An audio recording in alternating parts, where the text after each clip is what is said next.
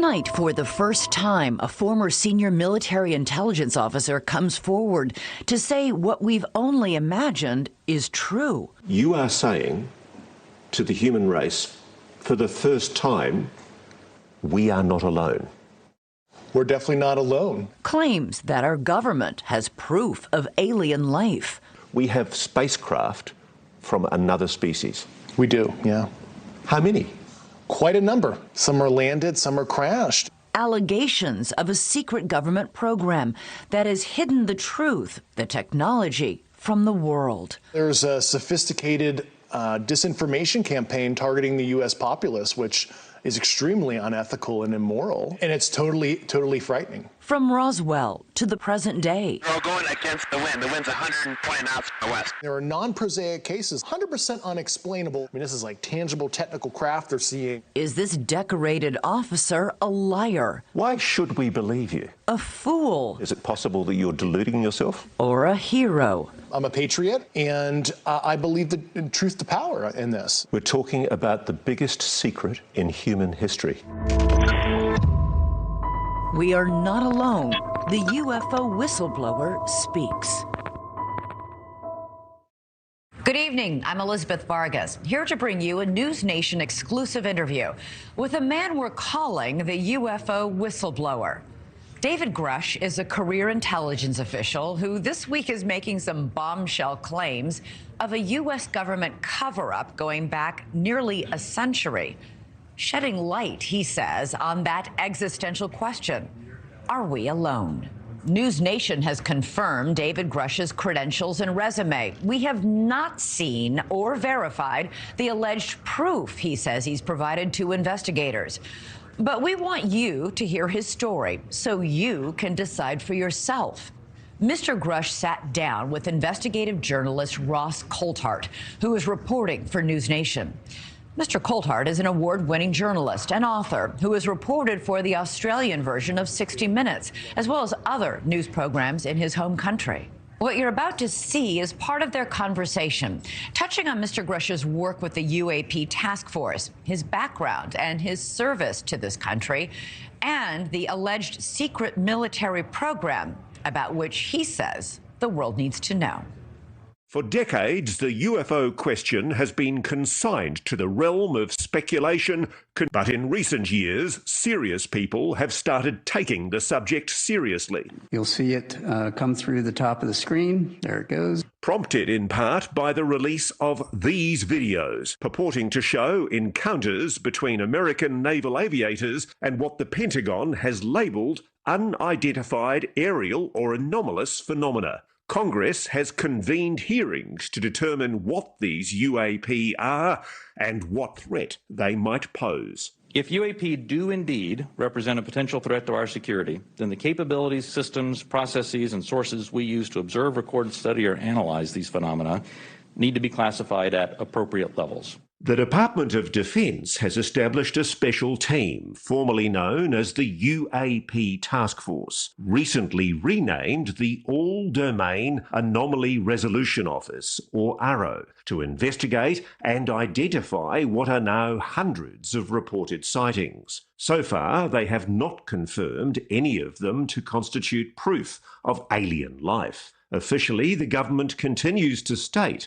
we are indeed alone. But now, for the first time, a former member of that official investigative team is speaking out, telling a stunning story that impacts every person on this planet. And now you're about to meet that man for the very first time in this exclusive television interview. Welcome. Have a seat.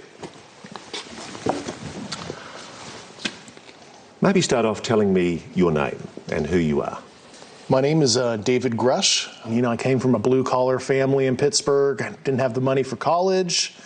Always admired people in uniform. And I've always wanted to be a part of something bigger than myself. You know, 18 years ago, I got an Air Force scholarship for physics. I originally commissioned on active duty in the Air Force. Served 14 years in the Air Force. I look at this photograph, Dave, and I see a very proud officer. I was getting promoted to captain when I was deployed. And you still love your country, don't you? Absolutely. A career intelligence officer, Grush spent time on the ground in Afghanistan and other places he can't mention before rotating back to Washington. I was an intel officer for the U.S. for 14 years. My last position, which I left in April of 2023, I co-led the UAP portfolio for the National Geospatial Intelligence Agency, and some of the highest officials within the Department of Defense and Intelligence community used to call on me to advise them on some of the hardest target sets that the country had. You are one of the most trusted former intelligence officials in the US defense and intelligence establishment. Yes, I was. You were trusted with the most intimate secrets. Yes.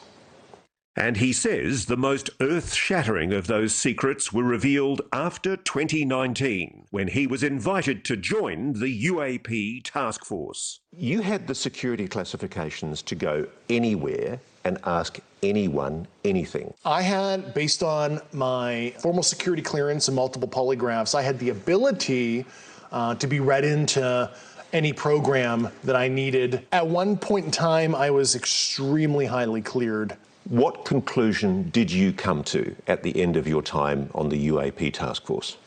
The UAP task force was refused access to a broad crash retrieval program. When you say crash retrieval, what do you mean? These are retrieving non-human origin technical vehicles, call it spacecraft if you will, non-human, exotic origin vehicles that have either landed or crashed. We have spacecraft from another species. We do, yeah. How many? Quite a number. You're kidding. No. I thought it was totally nuts, and I thought at first I was being deceived. It was a ruse. People started confiding in me. They approached me. I have plenty of current and former senior intelligence officers that came to me, many of which I knew almost my whole career, that confided in me they were a part of a program. They named the program. I've never heard of it. And they told me, based on their oral testimony, and they provided me documents and other proof, that there was, in fact, a program that the UAP task force was not read into. You are alleging that the US government has been concealing the existence on this planet of alien life. I would couch it as non-human intelligence, NHI, like we would like to say in our language. Why do you say that? Why do you say NHI? I don't want to necessarily denote origin. I don't think we have all the data to say, oh, they're coming from a certain location, and I couch it as somebody who studied physics, where maybe they're coming from a different physical dimension, as described in quantum mechanics. We know there's extra dimensions due to high energy particle collisions, etc., and there's a theoretical framework to explain that. Yeah. Just let me cut to the quick though. You're saying there is an intelligent species engaging with this planet? Yes, that's potentially extraterrestrial. Yeah. I speak for everybody sitting at home. That is a shock. It was to me, and I had a lot of sleepless nights. Grush says he's never personally seen non-human intelligence, but he's spoken to enough people directly involved in what he calls the program that he's convinced it's real. I started out as a non-believer. I came to the problem as a hardcore physics guy, intel officer, so I have a, excuse my language, high factor. I was very methodical, interviewing people who didn't know each other, making sure this wasn't some kind of cover-up of some other program. He says he pressed to gain direct access to this program, and that's when his trouble started. Grush claims his investigation was stymied, his requests for access rebuffed. They shut the door in my face. They denied me access to these programs. Soon after, he says, he endured reprisals and retaliation from above. He then reported that information to the Intelligence Community Inspector General. That's why he's filed this whistleblower complaint. He says that experience is why he decided to go public here and in a recent article written by Leslie Kane in The Debrief. You're not being paid for this interview? No, I'm not. Why are you doing this? It's a sense of service, call me a Boy Scout or whatever. When I saw the kind of wrongdoing I did, I don't want to be 60, 70 years old in the future and have that, coulda, shoulda, woulda kind of feeling where I could have made a difference. I did not want to live a life of regret. You are saying to the human race, for the first time, an official intelligence representative at a high level from the US government is saying publicly, we are not alone. We're definitely not alone. Absolutely, the data points empirically that we're not alone, yeah. You've said that the United States has spacecraft, intact craft. We do. Do we have bodies? Do we have species of Well, non-human? naturally, when you recover something that's either landed or crashed, sometimes you encounter dead pilots. And believe it or not, as fantastical as that sounds, it's true. Have you seen spacecraft? I've seen some interesting photos and I've read some very interesting reports. But, he says, the specific documents and photos that would prove his claims are still classified, and he cannot disclose them here. Let's deal with the issue of your credibility. Mm-hmm. Why should we believe you? You're just somebody coming out of nowhere, making claims that we really, ultimately, can't prove. Yeah. Well, we provided the proof internally to the Inspector General and the Hill staff, and we went into all the details. I mean, I have the credentials. I was an intelligence officer on the UAP task force. But let's face it, allegations of aliens and their spacecraft are hard to accept, even coming from a respected insider. Even if you call them NHI and UAP, how could such NHI travel to Earth in the first place and go undetected by the general public? Grush says the craft may not be travelling through space as we understand it. It is a well-established fact, at least mathematically and based on empirical observation and analysis, that there most likely are physical additional spatial dimensions. And you could imagine in 4 and 5D space where what we experience as linear time ends up being a physical dimension in higher dimensional space, where if you were living there, you could translate across what we perceive as a linear flow. So there is a possibility that, and this is a theory here, I'm not saying this is 100% the case, but it could be that this is not necessarily extraterrestrial, and it's actually coming from a higher dimensional physical space that might be co-located, right here. What can you tell me about these craft, these technologies? Why do you know it's exotic? Based on the very specific properties that I was briefed on, isotopic ratios that would have to be engineered for it to be at those levels, but also just extremely strange, heavy atomic metal, high up in the periodic table arrangements that we don't understand, what the emergent properties are, but there's just a very strange mix of elements. So you're absolutely sure that the materials that these craft are made of are clearly not of this earth? Yeah, they're sophisticatedly engineered, certainly not by humans.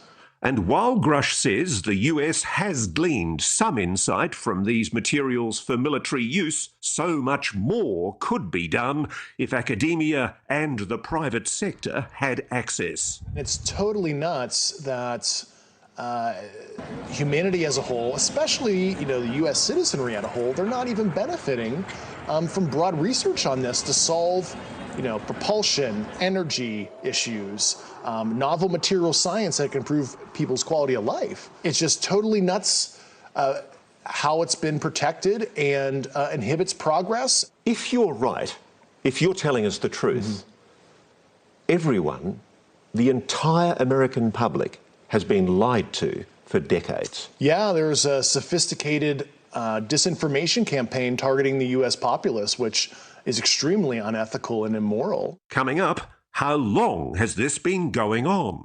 A lot of the things I was briefed on were very shocking.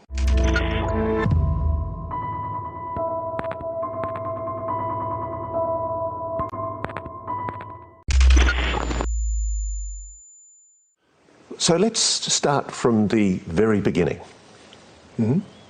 You say it's a 90-year cover-up. Just about, yeah.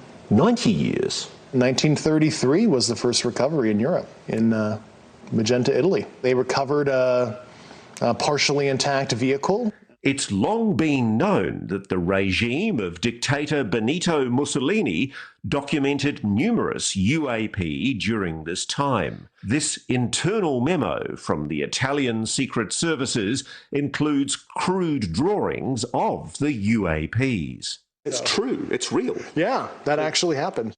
The Italian government moved it to a secure air base in Italy for the rest of kind of the fascist regime until 1944, 1945, and the Pope Pius XII back-channeled that. So the Vatican was involved? Yeah, and told the Americans what the Italians had, and we ended up scooping it. So let me be very clear about this. You're saying that the Catholic Church, the Vatican, they know about the existence of non-human intelligence on this planet? Certainly. Grush says shortly after the dawn of the atomic age, another major crash recovery took place. You've probably heard of it. What can you tell me about the Roswell craft? Fortunately, those details were not approved for me to talk about right now. This much we know. In 1947, an object crashed in the New Mexico desert near the town of Roswell. The Air Force recovered material described as metallic and rubbery, though the government changed its story as to what it was, calling it a flying disc at first, then a weather or spy balloon. It just read ridiculous to me that the US Air Force had changed its story. Yeah, and they added additional elements over time and tried to conflate additional programs to explain some of the events. Why are these things crashing? Yeah, some are landed, some are crashed, and I think that's an interesting discussion that's come up, as advanced as, we are, as humans, right? Planes crash, cars crash. Just because you're some advanced sentience that has advanced technology doesn't mean some small percentage of your, I'll use the Air Force term like sorties, meet an unfortunate operational conclusion, as we might want to say. Most people would tell you the Roswell incident has been thoroughly debunked. In fact, the Air Force published this report in 1994 to put the issue to rest once and for all. Grush has read it. That analysis I did was a total hack job, and even anybody with analytical skills, if you read it, you can deduce that they're conflating multiple situations with crash test dummies and mogul balloons, and they're just saying that the townsfolk who personally witnessed it were totally imagining things. They concocted that whole report just to disinform. So the reason for the secrecy exactly is what? Feudalistic dominance, who can have both asymmetric technology for, it seems like, just fueling the war machine. Grush says that through the 50s and 60s, encounters with the NHI continued, as did the cover-up. One incident in 1967, about which multiple Air Force veterans have gone public, involved UAPs tampering with the nuclear missiles at Malmstrom Air Base in Montana. They saw a craft, appearing to be intelligently controlled, hovered over a nuclear weapons silo and shut down 10 nuclear ICBM missiles. It certainly looks like they want to understand how far we've advanced in our nuclear fissile kind of technologies at the very least. I mean, it looks like preparatory probing activity. It might be innocent kind of scientific gathering, could be ISR probing. Meanwhile, Grush says the crash retrieval program continued. And while he won't reveal where the downed craft are stored, he does say that the people working with the technology have been putting themselves at risk. A lot of them, were injured looking at some of this stuff. You can imagine the nuclear, radiological, and biological risk to looking at an unknown, and a lot of them have literally suffered physically because of their service. But as we know, anyone who's come forward claiming non-human intelligence is behind these incidents has been dismissed as delusional or deliberately deceitful. If you're right, if you're telling us the truth, everyone The entire American public has been lied to for decades. Yeah, there's a sophisticated disinformation campaign targeting the U.S. populace, which is extremely unethical and immoral. Coming up, It's 120 knots from the west. new evidence and perhaps new attitudes in a new age of UAPs. The American people need and deserve to know more. Has the US government changed its tune?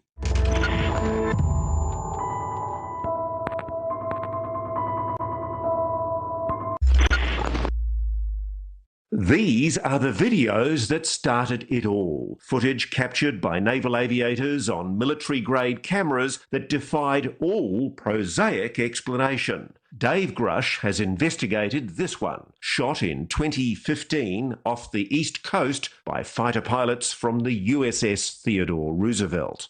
There's an industry of debunkers out there on the web who say, oh, they've got this all wrong, it's a jet exhaust at a distance, and the aircraft's turning.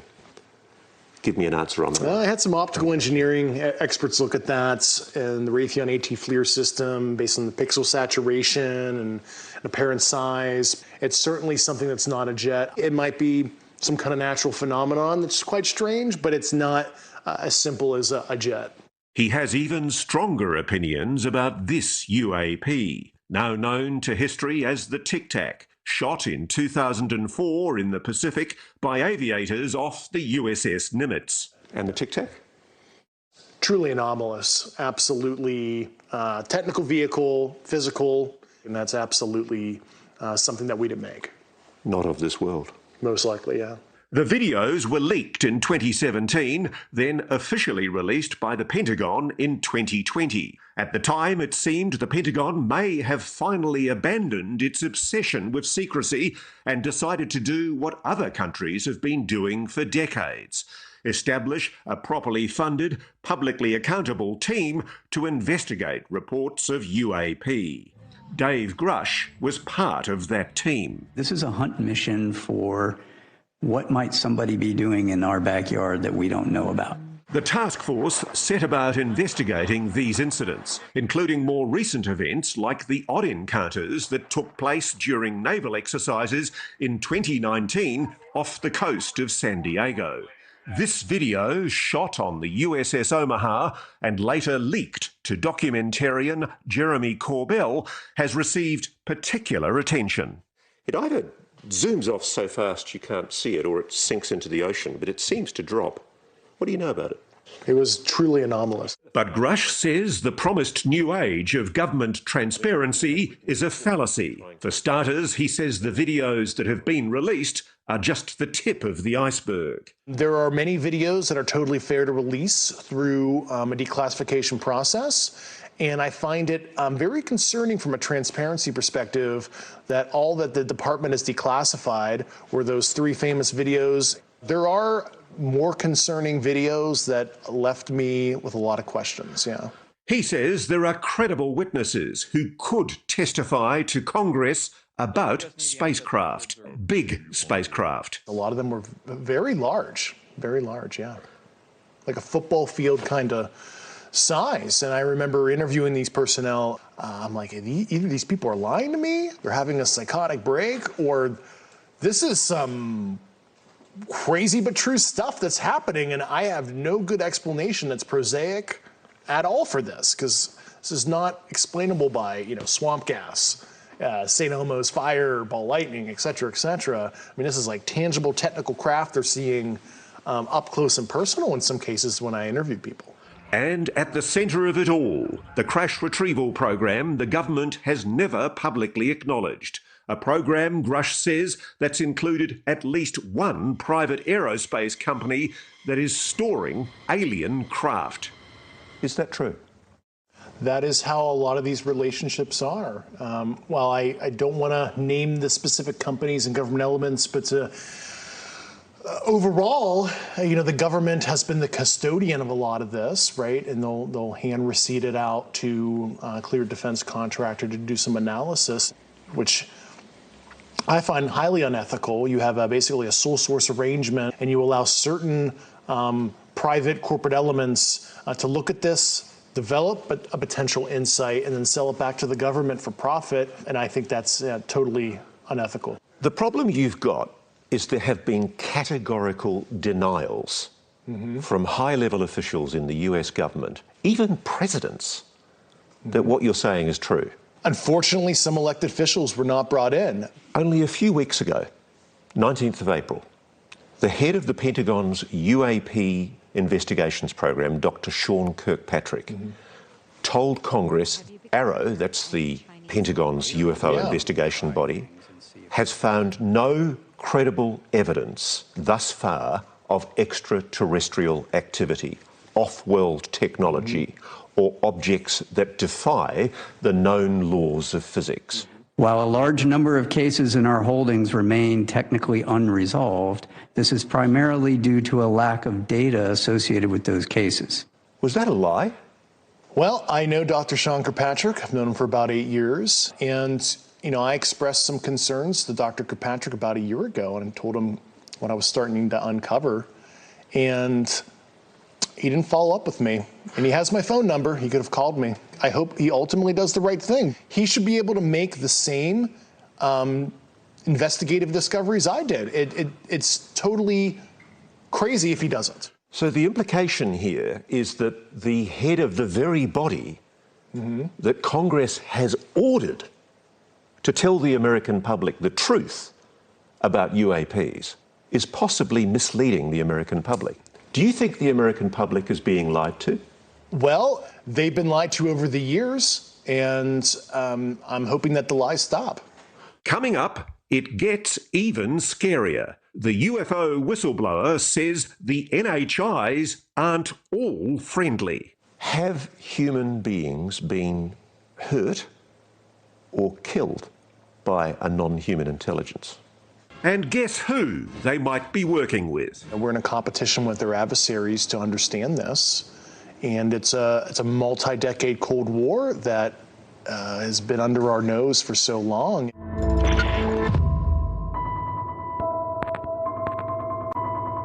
The common interpretation from some commentators is that there is a non-human species and it's incredibly benevolently well disposed to the human race. Yeah, and I think that is the logical fallacy there is because they're advanced, they're kind. We'll never really understand full intent in that because we're not them, whatever them is or are.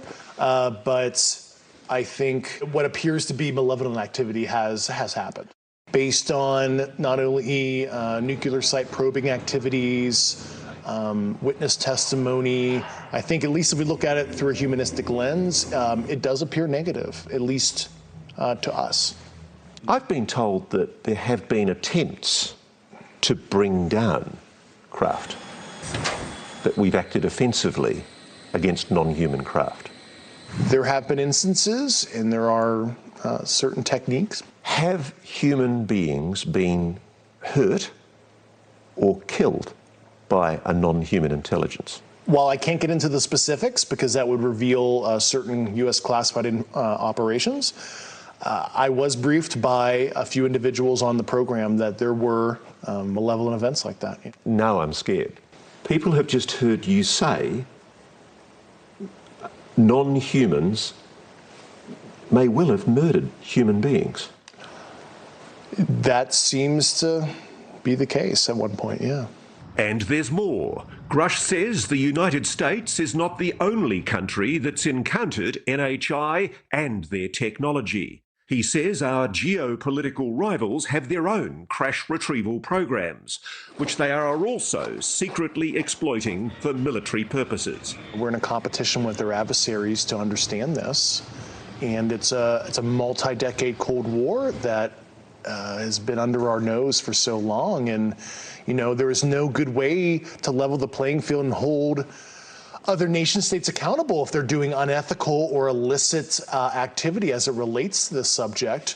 And I think the obtuse secrecy is actually putting us in a very dangerous position where a country might make a breakthrough. Let's say it's an adversary of ours. And it is so destabilizing. You say there's been a Cold War behind the scenes. with Russia and China? There has been a Cold War against with our peer adversaries, yeah.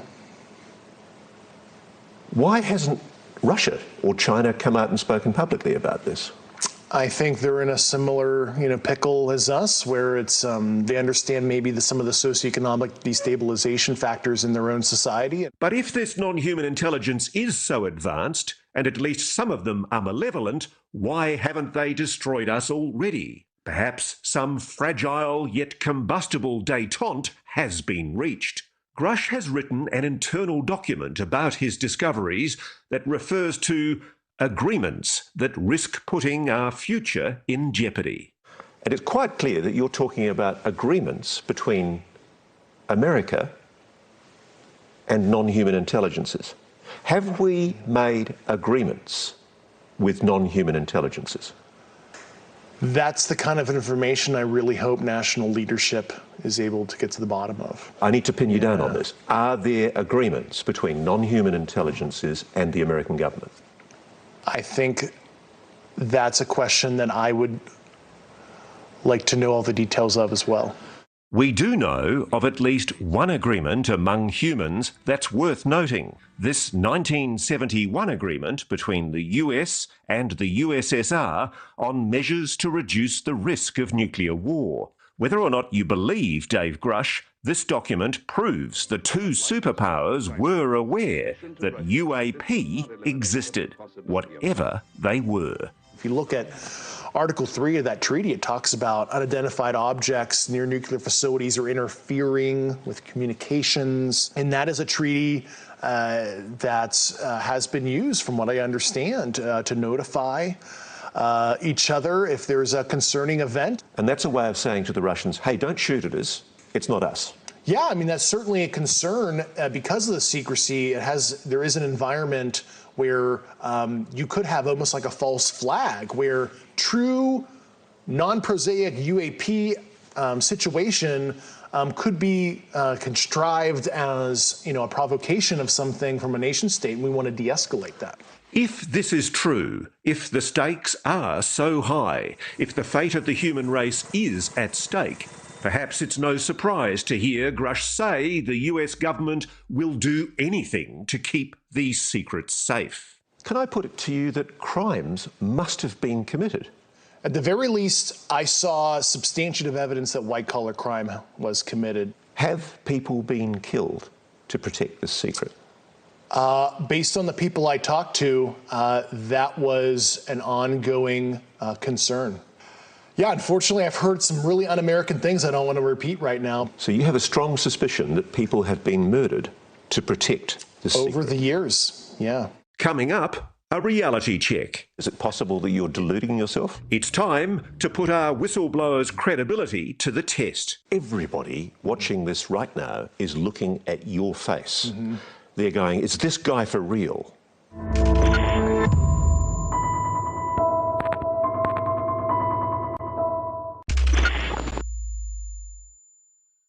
Let's talk about what Dave Grush doesn't have. He doesn't have smoking gun documents or photos. He doesn't have official confirmation of his claims.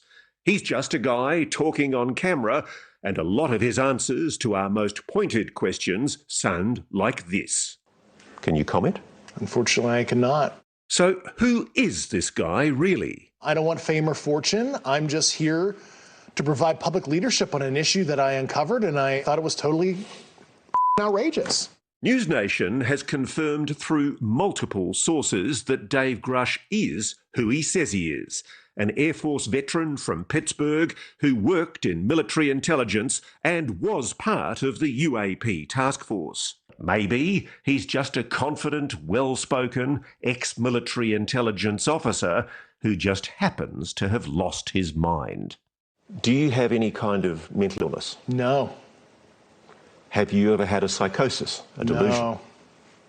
Is there anything in your medical history that might be capable of being interpreted as a reason why you might be confabulating, making things up? No, I'm not a disgruntled employee. I resigned on my own accord because I thought altruistically it's more appropriate to show thought leadership on the outside on this now, because I hit an impasse within the government to try to right this wrong.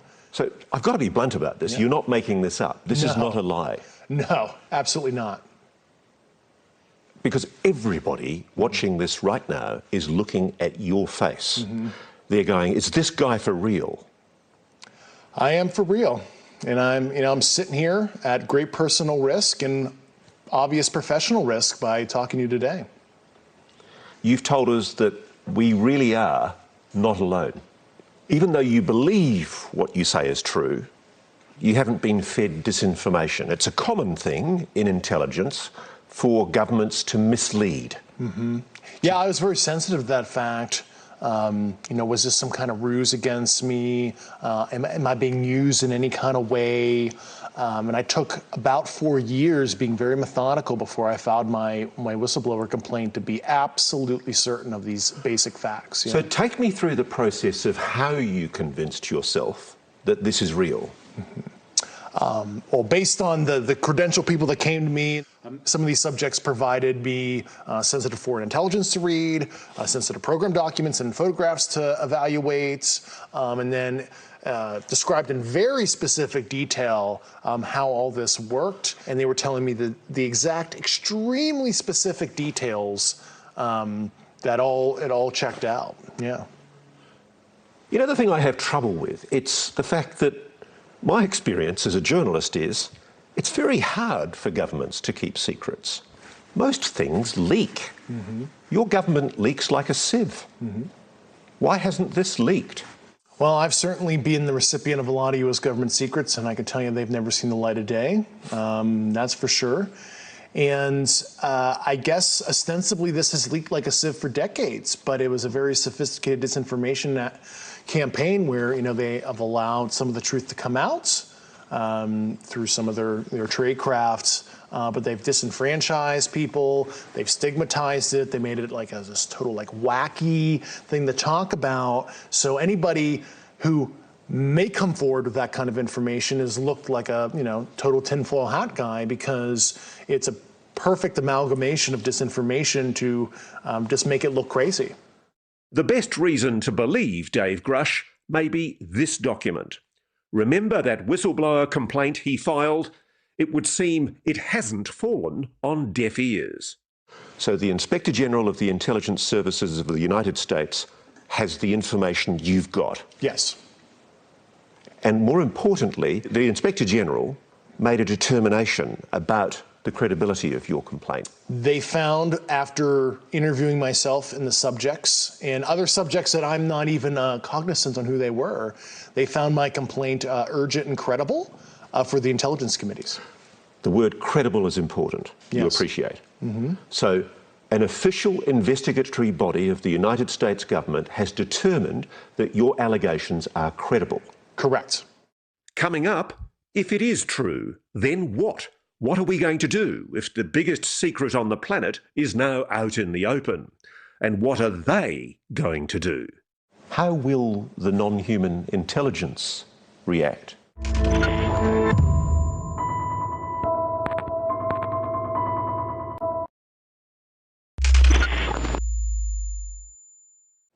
This is one of the gravest constitutional crises for your country ever. Absolutely. Give me some hope here. Yeah. There are good people. There are very good people, and I want that message to be crystal clear.